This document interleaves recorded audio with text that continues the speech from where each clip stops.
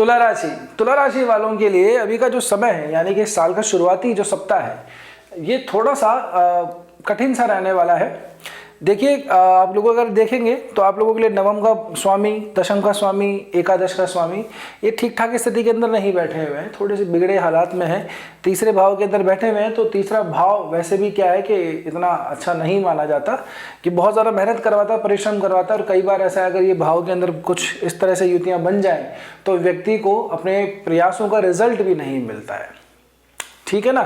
तो इस सप्ताह यानी कि 5 जनवरी से लेकर 11 जनवरी के बीच में कैसा रहेगा आप लोगों के लिए सप्ताह, आज ये हम जानेंगे। नमस्कार, मैं हूं एस्ट्रोलॉजर रतन सिंह, स्वागत करता हूं आपके अपने चैनल कुंडली शास्त्र में।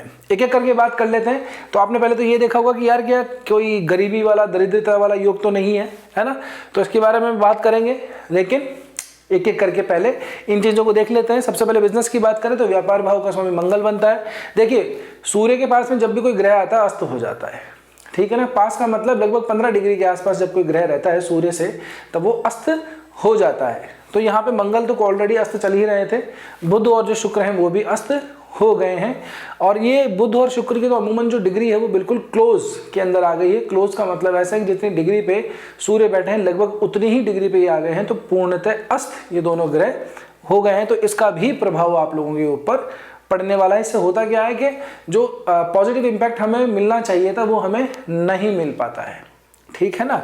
तो सबसे पहले बिजनेस की बात करें तो व्यापार भाव का स्वामी जो है आप लोगों के लिए मंगल बनता है। मंगल तीसरे भाव में बैठा है। तीसरे भाव में मंगल वैसे तो ठीक माना जाता है मेहनत करने के लिए, पराक्रम करने के लिए, बलवान बनने के लिए, फील्ड वर्क करने के लिए, फोर्स के अंदर कोई काम करता हो, पुलिस में काम करता हो, जिन लोगों की बेल्ट की नौकरी है, बंदूक की नौकरी है, उन लोगों के लिए तो थर्ड भाव के अंदर जो है काफ़ी कुछ देने वाला होता है। आदमी एक जगह बैठ के काम नहीं कर पाता, उसको हमेशा जो है अटेंशन चाहिए, वो घूमता रहता है, यानी कि मेहनत उसके अंदर बहुत ज़्यादा हो जाती है। लेकिन व्यापार की दृष्टि से अगर हम देखें तो इतना ज़्यादा शुभदायी कोई योग ये बनता नहीं है।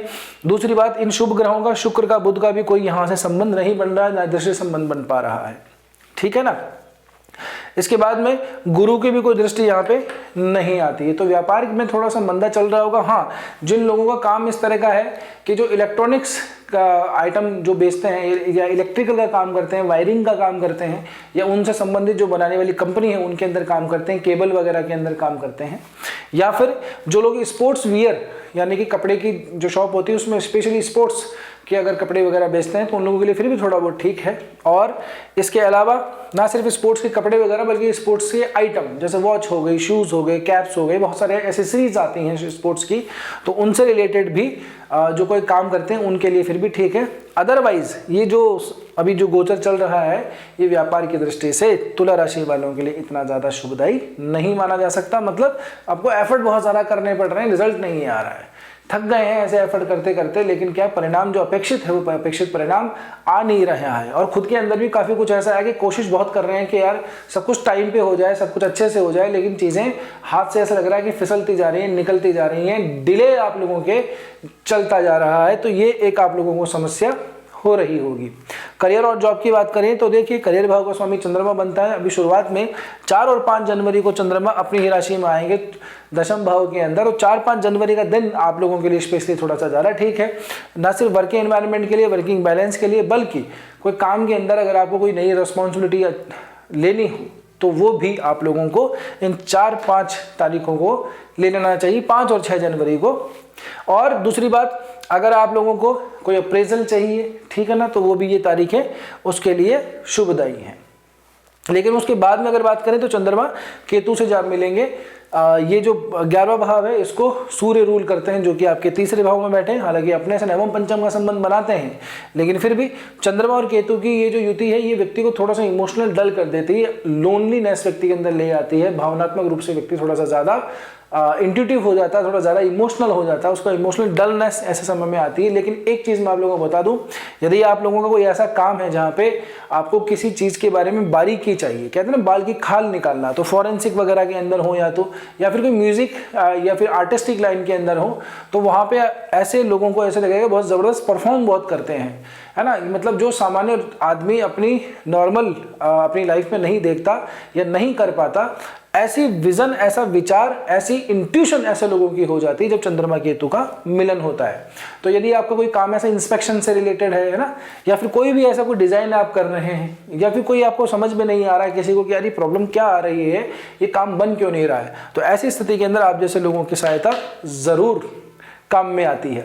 और एक और बात, इसके लिए हमारे पास में 7 और 8 जनवरी की 2 तारीखें होंगी। 7-8 जनवरी को चंद्रमा केतु से मिलेंगे, तो ये 2 दिन आप लोगों के लिए ज़्यादा अच्छा है। तो अगर अपने बॉस से कोई फेवर अगर आपको लेना हो तो वो ये समय बहुत ज़्यादा बढ़िया है। और अपनी जो बारीकी है, जो स्किल है आपकी, उससे किसी को इम्प्रेस करना हो तो उसके लिए भी ये तारीखें ज़्यादा इंपॉर्टेंट हैं, 7 और 8 जनवरी की। अब आगे बात करते हैं हम लव और रिलेशनशिप की। तो देखिए यहाँ तो भाव का स्वामी शनि बना है, राहु बैठा हुआ है। तो राहु वैसे क्या है कि ऐसा कोई ये नहीं है कि विच्छेद कर देगा, लेकिन हाँ ऐसा है कि व्यक्ति को चैन नहीं मिलता, अपने पार्टनर के ऊपर डाउट थोड़ा सा करने लग जाता है, जरा जरा सी बातों पे चिढ़ जाता है। ऊपर से तो क्या है, सब कुछ ठीक ठीक बोलेगा, लेकिन जैसे ही जब बात खत्म हो जाती है, जब अपने अपने घर चले जाते हैं, तो अकेले में बैठ करके बहुत सारी बातें उनके दिमाग में आती है और ओवर थिंकिंग रखते हैं कि उसने ये बोला तो क्यों बोला, ऐसा किया तो क्यों किया, अपने ही मन से अनर्गल वो उसमें चिंतन करने लग जाते हैं। तो ऐसी स्थिति अगर आपके साथ बन रही है तो उसको छोड़ दीजिएगा। अनावश्यक अपने पार्टनर के ऊपर डाउट मत कीजिएगा, वो आपके साथ ही हैं, आपके साथ ही रहेंगे। समय लगता है किसी भी रिश्ते को परिपक्व होने में। और दाम्पत्य जीवन की बात करें तो दाम्पत्य जीवन जो है ठीक ठाक है, क्योंकि मंगल सूर्य की ऐसे कोई दृष्टि नहीं आ रही है, तो अग्रेशन नहीं आ रहा है, शुभता नहीं है तो अशुभता भी नहीं है, ठीक है ना। और वैसे केंद्र का जो अधिपति है वो तृतीय भाव के अंदर बैठा हुआ है, तो यहाँ से तो क्या है कि अपने भाव के लिए तो इतना ठीक नहीं है, पहली बात। लेकिन फिर भी दाम्पत्य जीवन के अंदर जो जैसी चल रही है वैसी ही चलती रहेगी। अपने बस थोड़े से अग्रेशन को, मैं बार बार कहता हूँ आप लोगों को, थोड़े से अग्रेशन, अपने ईगो क्लैशेस, अपने अहंकार को साइड में रखिएगा। छोटी सी मिसअंडरस्टैंडिंग चीज़ों को बिगाड़ सकती है। बात करें आगे वेल्थ और प्रॉपर्टी की, तो देखिए शनि आपके प्रॉपर्टी भाव के स्वामी हैं और धन भाव के स्वामी मंगल बनते हैं फिर से। तो मंगल का देखिए कितना इन्फ्लुएंस आ रहा है ना। तो शनि का छठे भाव के अंदर बैठे होना ठीक माना जाता है। शनि अभी डिग्री वाइज थोड़ा सा कम चल रहे हैं, लेकिन फिर भी शनि का छठे भाव के अंदर बैठना बहुत ज़्यादा ठीक माना जाता है। पाप भाव का स्वामी पाप भाव में बैठा हो तो ये अच्छे संकेत हैं, शत्रुहंता बनाता है ऐसे व्यक्ति को। धन के अंदर थोड़ी सी कमी दिखाई देती है। प्रॉपर्टी वगैरह खरीदने का ऐसा कोई समय हमें विशेष लगता नहीं है, ऐसा कोई स्पेशल गोचर भी नहीं हो रहा है, तो प्रॉपर्टी से संबंधित ऐसा कुछ खास है नहीं। त्रिशदाय के तीसरे और 11वें के संबंध पे बैठे हुए हैं दोनों, यानी कि चौथे भाव का स्वामी जो है अपने से तीसरे गया हुआ है, ठीक है ना। तो ये 3-11 का संबंध बनाते हैं। 3-11 का संबंध वही है जैसे यहाँ पे दिखाई दे रहा है, मेहनत परिश्रम पराक्रम, थोड़ा सा ऐसे, यानी कि अभी थोड़ा सा वक्त है थोड़ी सी ठीक ठाक हमारे को संपत्ति वगैरह लेने के अंदर। लेकिन हाँ, शुरुआत का जो दिन है ना, जैसे कि मैंने कहा आपको 5 और 6 जनवरी का, वहाँ से जब चंद्रमा यहाँ पे आएंगे तब चंद्रमा की दृष्टि होगी सीधे सीधे यहाँ पर चौथे भाव के ऊपर, तो ये समय फिर भी हमको थोड़ा सा उपयोगी दिखाई देता है। माता के स्वास्थ्य में भी यहाँ पे लाभ दिखाई हमको देता है। बात करें आप आपके स्वास्थ्य भाव की, तो देखिए स्वास्थ्य भाव के अंदर शनि बैठा हुआ है, तो थोड़ी सी नसों से संबंधित दिक्कत आ सकती है, नींद में थोड़ी सी दिक्कत आ सकती है। पहली बात, ट्यूमर वगैरह किसी को हो तो वहाँ पे भी थोड़ा सा उनको प्रॉब्लम अभी रह सकती है। एक और बात, जो अभी तुला राशि वाले हैं उनके लिए ये जो 8वें और 12वें भाव के स्वामी हैं वो भी युति करके बैठे हैं तीसरे भाव के अंदर, है ना। तो ये परेशानी है हम लोगों को। इसके बारे में मैं कई बार बता चुका हूँ कि ये मोक्ष भाव है, ये मृत्यु भाव है, आयु भाव है। तो जब इन दोनों भावों के स्वामियों की जब युति हो जाती है, खास करके बुरे भाव के अंदर, तब व्यक्ति को थोड़े से कष्ट ज़्यादा आते हैं। तो आपको एक तो अपनी हेल्थ का थोड़ा सा ध्यान रखना है और ट्रैवल वगैरह करते वक्त थोड़ा सा सावधानी बरतनी है, ठीक है। झाड़ फूक झंझाट के अंदर बिल्कुल नहीं पड़ना, तंत्र मंत्र के चक्कर में बिल्कुल नहीं पड़ना, नहीं तो स्थिति आप लोगों की और ज़्यादा बिगड़ सकती है। अगर आप बिना सोचे समझे कहीं से भी कोई भी उठा के कोई मंत्र वगैरह चालू कर दिया है आप लोगों ने, तो रुक जाइए, आप लोगों को बहुत उसका नुकसान उठाना पड़ सकता है। अब आगे बात करते हैं। देखिए होगा क्या, चंद्रमा इस सप्ताह की आखिरी तारीख को 11 जनवरी को चंद्रमा यहाँ पे आएंगे। अब चंद्रमा जब यहाँ पे आएंगे तो चंद्रमा के ना आगे कोई ग्रह होगा ना चंद्रमा के पीछे कोई ग्रह होगा, तो ऐसी स्थिति को बोलते हैं केमद्रुम योग। तो ये केमद्रुम योग जो है ये व्यक्ति को वैसे तो अकेला महसूस करवाता है, क्योंकि चंद्रमा जैसा ग्रह चार्मिंग ग्रह है। अब उसके कोई आगे भी कोई नहीं है, पीछे भी कोई नहीं है, अपने आप को अकेला महसूस करेगा। जब कोई नहीं है तो आदमी को कैसा लगता है, एक बच्चा जो होता है छोटा, जब उसके आसपास कोई नहीं होता तो बहुत जोर जोर से रोता है, उसको डर सा लगने लग जाता है। तो ऐसा ही ठीक आप लोगों के साथ में भी ऐसा हो सकता है कि आपको भावनात्मक रूप से बहुत ज़्यादा कमज़ोर अपने आप को आप फील करें। अगर थोड़ा लोनलीनेस आप लोगों के अंदर आ जाए कि यार मैं तो कुछ है नहीं ना, परिवार में हमको कोई समझ समझता है, कुछ ना यारी दोस्ती में कोई कुछ हमको समझता है। हमारी तो स्थिति अकेले ही चल रही है, अकेले ही कटती चली जाएगी। कोई भी व्यक्ति नहीं है अब जीवन के अंदर, हम बहुत अकेले हो गए हैं, ऐसा आप लोगों को महसूस हो सकता है। तो ये 11 से लेके, हालांकि 13 जनवरी तक चंद्रमा यहाँ पे रहेंगे, 3 दिन का ये रहेगा, 11, 12 और 13।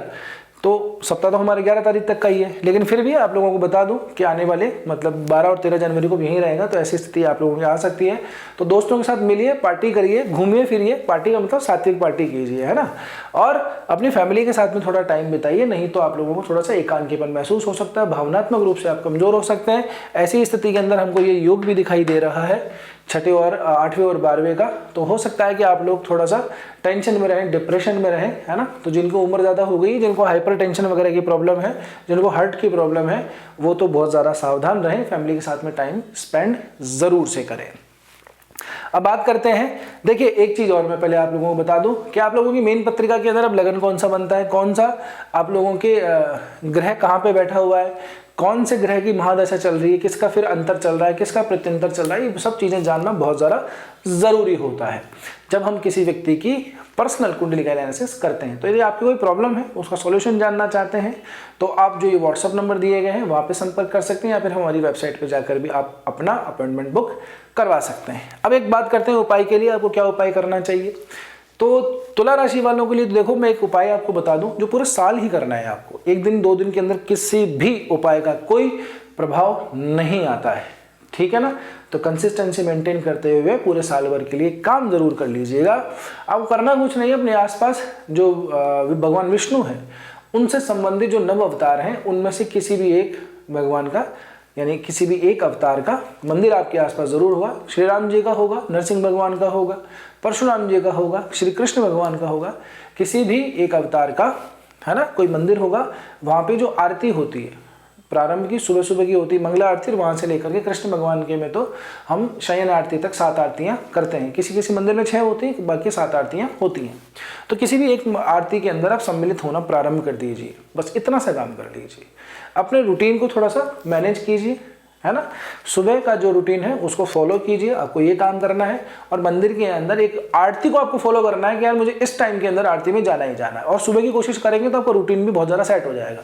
जब आपके दिमाग में ये रहेगा ना कि यार सुबह जाना है मंदिर, बस आरती को फॉलो, मतलब जाना है बस, वहाँ पर कुछ नहीं करना है अपने को, है ना। अपनी मन की बातचीत ठाकुर जी से करो, बहुत बढ़िया है। बाकी आपको बस मंदिर में जाके आना है, आरती के अंदर सम्मिलित होना, ये प्रतिदिन करना है। जब आप टाइमिंग को थोड़ा सा सेट कर लेंगे तो आपका रूटीन भी सुधर जाएगा। और फिर देखिए भगवान कृष्ण भगवान विष्णु का कैसे आप लोगों के ऊपर आशीर्वाद बनता है। इतना सा काम आप लोगों को कर लेना है।